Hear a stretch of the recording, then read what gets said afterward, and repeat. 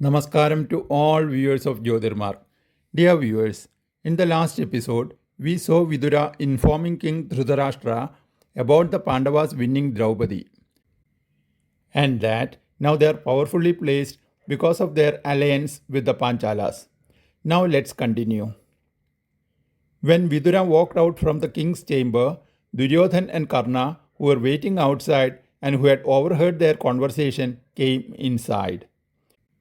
They asked Dhrutarashtra why he was praising the Pandavas, who were now to be regarded as their greatest enemy and a very strong threat to their power and authority. To this, Dhrutarashtra replied that he thought it is better to hide his true feelings from Vidura, because Vidura looks for fairness and justice, and hence he is in support of the Pandavas right from the beginning. So, what are your thoughts? How should we go ahead now? He asked Duryodhan and Karna. Duryodhan replied that he has quite a few ideas from which they can choose whichever they felt is the best method to deal with the Pandavas. To start with, said Duryodhan, they should utilize the services of skilled Brahmins who will get acquainted with the Pandavas and then make disagreements and disputes between the sons of Kunti and the sons of Madri. Dear viewers, Yudhishthira, Bhim and Arjun were the sons of Kunti, and the twins Nakul and Sahadev were born to the late queen Madri. Both Kunti and Madri were married to King Pandu, and long back, Madri had ended her life by jumping into the funeral pyre of their late husband Pandu.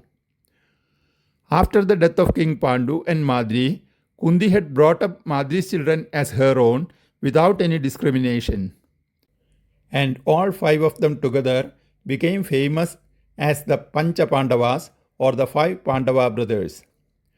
Now, Duryodhan said that Brahmins deployed for this purpose should create enmity between Kunti's children and Madri's children. And then, without unity among the Pandava brothers, they can be easily defeated.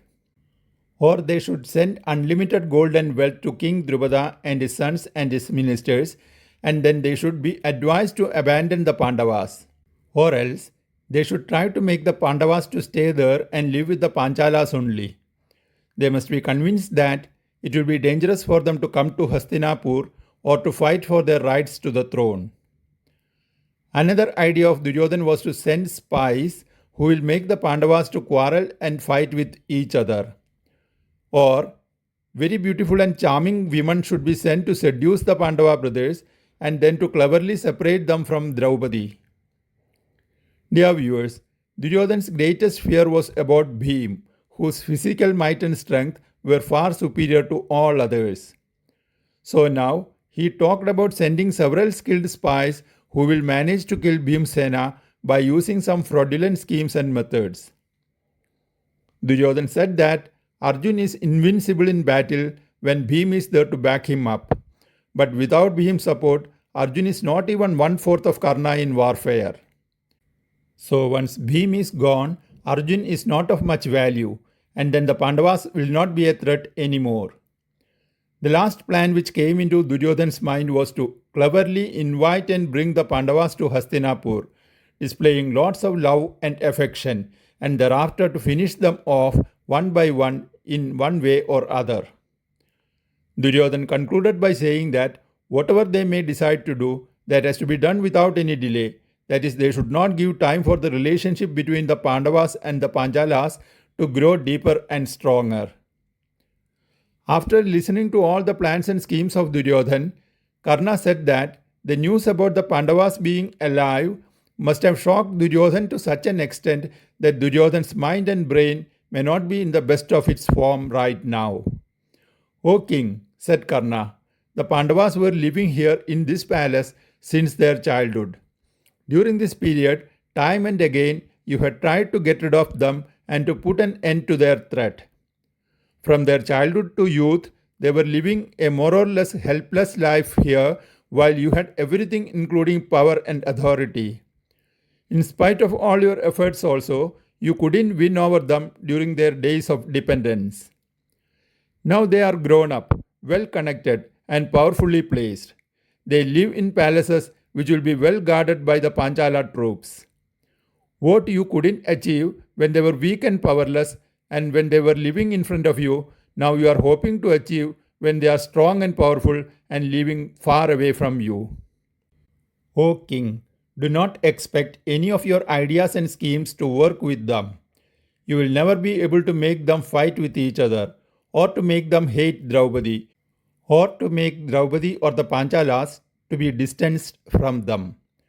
O king, said Karna, you must remember that Draupadi had chosen them in their adversity when they had no house and not even good clothes. Now, do you think that she will denounce or abandon them in their prosperity? And you will never succeed in eliminating them using spies or causing disharmony in their life using beautiful women. The Pandavas are brave and capable of conquering this earth by themselves. So the Panchalas are the beneficiaries here in having the Pandavas on their side. And hence, King Drupada or the Panchalas will never disown the Pandavas or do anything against them. Thereafter, Karna spoke to them in detail with lots of descriptions, comparisons, and analysis. Karna said that their most appropriate course of action will be to attack and defeat the Pandavas and the Panchalas, without giving them a chance to mobilize their own forces and the armies of their allies. Karna said, time is the most critical factor in this battle.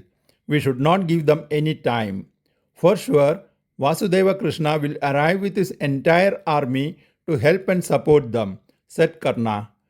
But before that, we should finish them off with an unexpected strike and take the Pandavas as prisoners and bring them to Hastinapur, where you can eliminate them one by one in your custody.